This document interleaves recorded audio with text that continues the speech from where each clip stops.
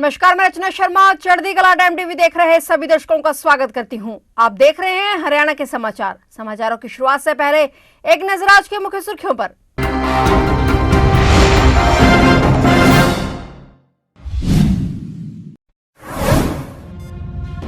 किसानों का रेल रोको प्रदर्शन। अंबाला मंडल में 19 जगह पर रोकी ट्रेनें, 4 घंटे तक रहा जाम।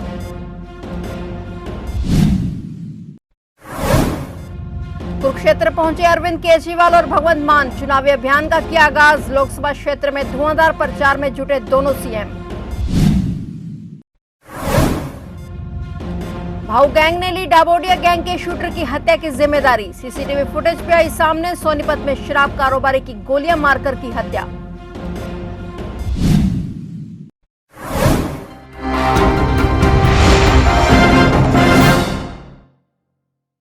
और अब समाचार विस्तार से।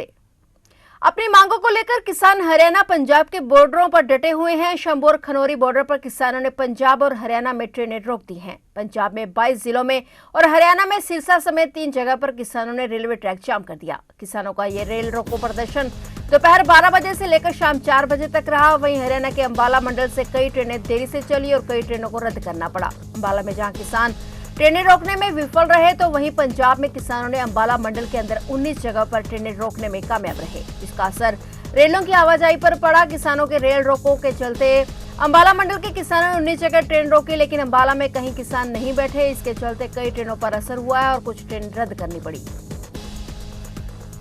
लोकसभा चुनाव की सरगर्मियां हरियाणा में बढ़ने वाली हैं। आम आदमी पार्टी ने आज रविवार से कुरुक्षेत्र से अपने चुनावी अभियान का आगाज कर दिया है। मंच पर पंजाब सीएम भगवंत मान और दिल्ली के मुख्यमंत्री अरविंद केजरीवाल पहुंचे। उन्होंने यहां से चुनाव प्रचार का शुभारंभ किया। इस दौरान पार्टी ने दिल्ली की तरह चुनावी नारा लॉन्च किया। साथ ही पार्टी के कार्यकर्ताओं का सीएम केजरीवाल ने हौसला बढ़ाया। कुरुक्षेत्र लोकसभा सीट से आम आदमी पार्टी और कांग्रेस के साझा उम्मीदवार सुशील गुप्ता मैदान में है। दोनों दलों के बीच हुए गठबंधन के तहत आम आदमी पार्टी को कुरुक्षेत्र की सीट मिली है और पार्टी ने पिछले महीने ही गुप्ता को उम्मीदवार के तौर पर घोषित कर दिया था। बताया जा रहा है कि अरविंद केजरीवाल का दूसरा दौरा होली के बाद होगा। इस दौरान वह मीटिंग में हिस्सा लेंगे। वहीं आज के कुरुक्षेत्र दौरे के दौरान सीएम अरविंद केजरीवाल और सीएम भगवंत मान ने अपनी पार्टी का नारा देते हुए भाजपा सरकार पर जमकर हमला बोला। तो 1 महीने बाद चुनाव है। इस चुनाव में आपको अपना सांसद चुनना है। किसे वोट दें? पिछले 10 सालों से हरियाणा में 10 लोकसभा कंस्टिट्यूएंसी हैं।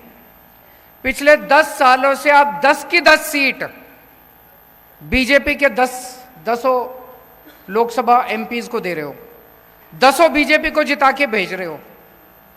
मैं आपसे पूछना चाहता हूं, इन 10 लोगों ने पिछले 10 साल में आपके लिए क्या करा?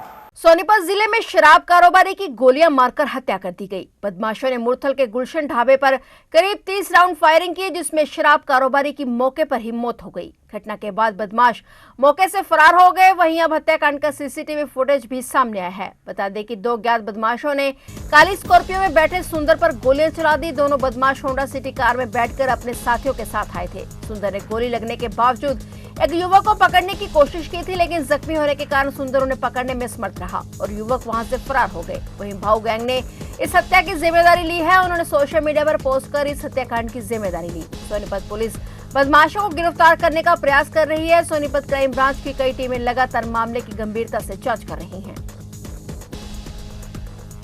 हरियाणा में हिसार से सांसद बृजेंद्र सिंह के भारतीय जनता पार्टी छोड़ने पर बवाल मचा हुआ है। हरियाणा के उप मुख्यमंत्री दुष्यंत चौटाला ने भी तंज कसा है। उन्होंने कहा कि दर दर पर जाकर धुआं बदलते हैं, लोग खुद नहीं बदलते, खुदा बदलते हैं। उससे पहले डिप्टी सीएम ने एक सभा के दौरान चौधरी वीरेंद्र सिंह पर हमला बोला था। उन्होंने वीरेंद्र सिंह की धमकी पर तंज कसते हुए उन्हें तारीख पर तारीख देने वाला नेता बताया था। बृजेंद्र सिंह की टिकट कटने या फिर उनकी इच्छा के मुताबिक सीट न मिलने की बात सामने आ रही है। इन हालातों को देखते हुए बृजेंद्र ने भाजपा छोड़ने का फैसला लिया।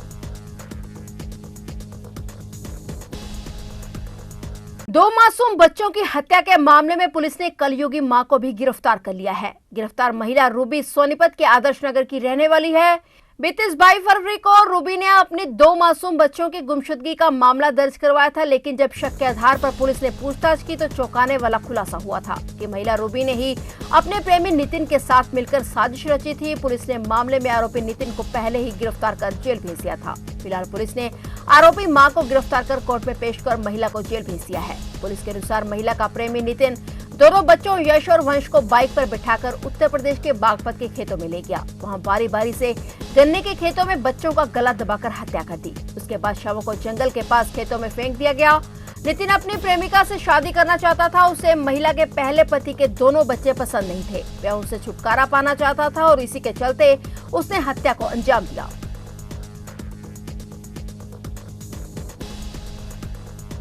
भारतीय किसान यूनियन की मीटिंग गांव पखाना के गुरुद्वारा में की गई और भूपेंद्र सिंह लाडी की अध्यक्षता में किसान पंचायत का आयोजन किया गया। किसान पंचायत में अलग अलग गांवों से किसानों ने भाग लिया। नीलोखेड़ी की भारतीय किसान यूनियन कार्यकारिणी का विस्तार किया गया, जिसमें मुख्य रूप से भारतीय किसान यूनियन के प्रदेशाध्यक्ष रतन मान पहुंचे। प्रदेशाध्यक्ष रतन मान ने कहा कि किसान नेता अक्षय नरवाल सहित अन्य किसान नेताओं की रिहाई को लेकर 11 मार्च को लाखों किसानों ने गिरफ्तारियां देनी थी। इसमें जींद प्रशासन और किसान नेताओं के परिवारों की बातचीत हो चुकी है और फैसला लिया गया था कि जल्द ही किसान नेताओं को रिहा किया जाएगा। इसमें फैसला लिया गया कि 11 मार्च को गिरफ्तारी नहीं देंगे। किसान नेता रतन मान ने कहा कि 14 मार्च को दिल्ली रामलीला मैदान में किसान मजदूर महापंचायत की जाएगी, जिसमें देश भर से लाखों किसान मजदूर भाग लेंगे। किसान दिल्ली पहुंचने के लिए अपनी गाड़ियों और रेलगाड़ियों द्वारा किसान दिल्ली पहुंचेंगे और आगे का फैसला वहीं पर लिया जाएगा। मीटिंग की गई है गुरुद्वारा साहब में और यहाँ नीलोखेड़ी की कार्यकारिणी का विस्तार किया गया और पदाधिकारी नियुक्त किए गए। सर्वसम्मति से यहाँ किसान पंचायत हुई और जो दिल्ली 14 मार्च को जा रहे हैं उसके लिए यहाँ व्यापक तैयारी की गई। यहाँ से ट्रेन का रास्ता गुजर के जाता है तो ट्रेन में बहुत सारे किसान जाएंगे, अपने वाहनों से भी जाएंगे। यही हमको एसकेएम की तरफ से आदेश है। और दूसरा ये है कि जो 11 तारीख को करनाल में जो गिरफ्तारी देनी थी, वहाँ जींद प्रशासन की और उनके परिवार वाले की समझौता बातचीत हो चुकी है। कागजी प्रक्रिया चल रही, वो उन्होंने प्रशासन ने रिहा करने की उनकी बात की हुई है। तो इसलिए हमने गिरफ्तारी का आज यहाँ फैसला लिया कि गिरफ्तारी नहीं देंगे और उम्मीद है कि वो जल्द बाहर आ जाएंगे। तो आज ये भी यहाँ फैसला लिया। मेरे सभी से अनुरोध है, जो सीएम सिटी में जो गिरफ्तारी देने का जो आह्वान किया गया था उसको हम फिलहाल स्थगित कर रहे हैं और 14 तारीख दिल्ली जाने के लिए पूरा जोर शोर से हमारे कार्यकर्ता उसमें काम करेंगे और 14 मार्च को हम दिल्ली पहुंचेंगे। हरियाणा में एक बार फिर मौसम बदलने की संभावना जताई है। पश्चिमी विक्षोभ के असर के कारण 14 मार्च तक आंशिक रूप से बादल छाए रहेंगे। इस दौरान 30 से 40 किलोमीटर की स्पीड से हवाएं भी चलेंगी। 13 मार्च को गरज चमक के साथ बारिश की संभावना है। मौसम विशेषज्ञों का कहना है कि हरियाणा के 13 जिलों में येलो अलर्ट जारी किया गया है। पंचकुला, अंबाला, यमुनानगर, कुरुक्षेत्र, कैथल, करनाल, सोनीपत, पानीपत, सिरसा, फतेहाबाद, हिसार, जींद में बारिश के आसार हैं। बता दें कि किसान अगले कुछ दिनों में मौसम की स्थिति में एक और दौर के बदलाव की संभावना को लेकर चिंतित हैं। किसानों का कहना है कि अगर दोबारा ओलावृष्टि हुई तो खेतों में जो भी फसलें बची हैं वो भी खत्म हो जाएंगी।